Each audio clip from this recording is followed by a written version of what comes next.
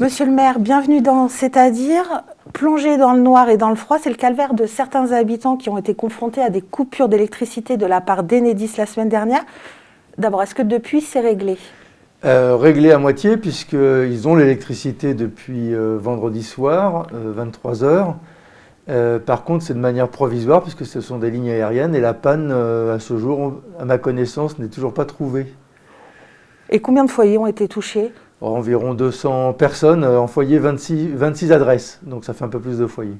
Mais provisoire, pour combien de temps vous avez des... Ah ben ça, si j'étais... Je ne suis pas technicien, même si je suis d'EDF, je ne suis pas technicien d'Enedis. Non, ils recherchent la panne et quand ils l'auront trouvée, ils nous le diront. Pour l'instant, l'intérêt, c'est qu'ils ont mis des mesures provisoires qui fait que les personnes n'ont pas de coupure d'électricité. Et j'ai eu la directrice territoriale le vendredi soir, avec qui j'ai pris un rendez-vous, où j'ai demandé à ce qu'on fasse un retour d'expérience sur comment cette crise a été menée, elle est d'accord, et que l'on regarde surtout l'état du réseau de Gennevilliers, parce que je pense qu'on a une question de vétusté du réseau.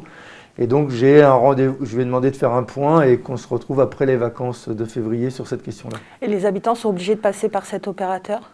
Oui, parce que c'est un réseau de transport. Tout le monde est obligé de passer par cet opérateur. Alors après avoir écrit au directeur de la Poste, maintenant Enedis, vous ne trouvez pas que le sort s'acharne un peu sur les Gennevillois ?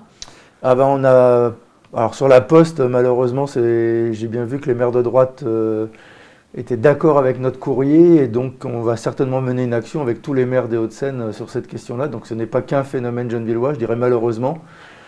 Peut-être que c'est la privatisation des entreprises publiques qui s'acharne sur les gens et donc sur les Gennevillois. Samedi prochain se tient une nouvelle distribution alimentaire. C'est la dernière ou vous allez poursuivre ? Non, on a prévu une distribution alimentaire par mois jusqu'en avril. Donc il y en aura une, je ne me rappelle plus des dates, mais dans les premières semaines de mars et les premières semaines d'avril, il y aura des distributions alimentaires encore. Et après ? Après on verra. J'espère que la pandémie diminuera, mais s'il y a besoin, nous continuerons. Le panier reste le même ? À peu près, on fera bouger un ou deux aliments parce que ça fait un peu toujours la même chose, mais c'est à peu près la même chose en quantité. Les retours sur la dernière distribution, vous en avez ? Les retours, c'est que c'est apprécié, malheureusement d'ailleurs, parce que ça veut dire qu'il y a des personnes qui en ont besoin. Nous avons aussi fait des livraisons, je remercie les élus et notamment les jeunes qui nous accompagnaient chez des étudiants, dans les résidences étudiantes et autres, dans les foyers. Et donc nous allons renouveler ce type d'opération dans le 6 février. Donc on en distribue quand même 1500 paniers.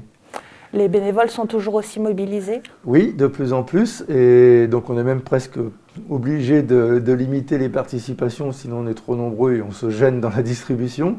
Mais c'est plutôt une bonne chose, ce nombre de bénévoles. Et je réfléchis à transformer cela peut-être en une forme de réserve civique. Par exemple, là en ce moment il pleut beaucoup, pourquoi pas utiliser ces bénévoles pour former du monde en cas de crue, quels sont les gestes à faire partager autour de nous, sur quelques actions, voir comment ces bénévoles on peut travailler s'ils le souhaitent, ils ne sont pas obligés, mais s'ils le souhaitent, s'investir sur différents champs de notre ville. Vous avez prévu une aide de 150 € pour les jeunes chômeurs de 16 à 24 ans et pour les étudiants boursiers de plus de 18 ans. Pourquoi cette tranche d'âge ? Parce que les jeunes sont très touchés, on le voit dans tous les médias en parlent, mais on le savait, on avait pu le constater. Nous avions fait une aide à toutes les personnes qui touchaient la CAF en juin dernier. Ces jeunes n'étaient pas très visés par ces aides-là, par quelques-uns, mais plutôt rares. Et donc on a voulu, en plus des familles en juin dernier, cibler la jeunesse qui... il faut bien mesurer combien elle souffre en ce moment par ce confinement, l'arrêt des études. J'ai entendu parler de 1,5 million d'étudiants qui auraient arrêté leurs études dans le pays, c'est énorme. Tous celles et ceux qui vivaient de petits boulots, qui ne peuvent plus en avoir. C'est un geste d'attention aussi en direction de la jeunesse, modeste, mais c'est un geste d'attention que nous fournissons. Mais les lycéens ne sont pas concernés par cette aide, par exemple. On peut penser que les lycéens sont encore couverts par leurs parents et que leurs parents ont eu une aide de la CAF via nous en juin dernier. On peut aussi être en études supérieures et avoir 17, 18 ans parce qu'on a sauté une classe. Est-ce que là, on peut y prétendre quand même ou pas ? Non, on reste dans nos critères. Après, il y a toujours des exceptions, c'est vrai, mais bon, après, il n'y a plus de règles si on passe notre temps à traiter toutes les exceptions. Je suis désolé, mais c'est un moyen aussi pour agir assez vite. Comment doivent-ils s'y prendre pour obtenir cette aide? Alors, il va y avoir des permanences à Mandela, à la mairie et dans les centres sociaux, je crois que c'est tous les après-midi, puisque pendant 3 semaines à partir du 1er février. Il faut qu'ils viennent avec un certificat de justificatif de domicile à Gennevilliers, il faut habiter Gennevilliers, première condition. Deuxième condition, une attestation soit de Pôle emploi d'inscription, soit du Crous, je crois, comme quand on est bénéficiaire d'une bourse, et puis d'un RIB pour pouvoir recevoir l'aide. On arrête là, on se retrouve la semaine prochaine dans C'est-à-dire.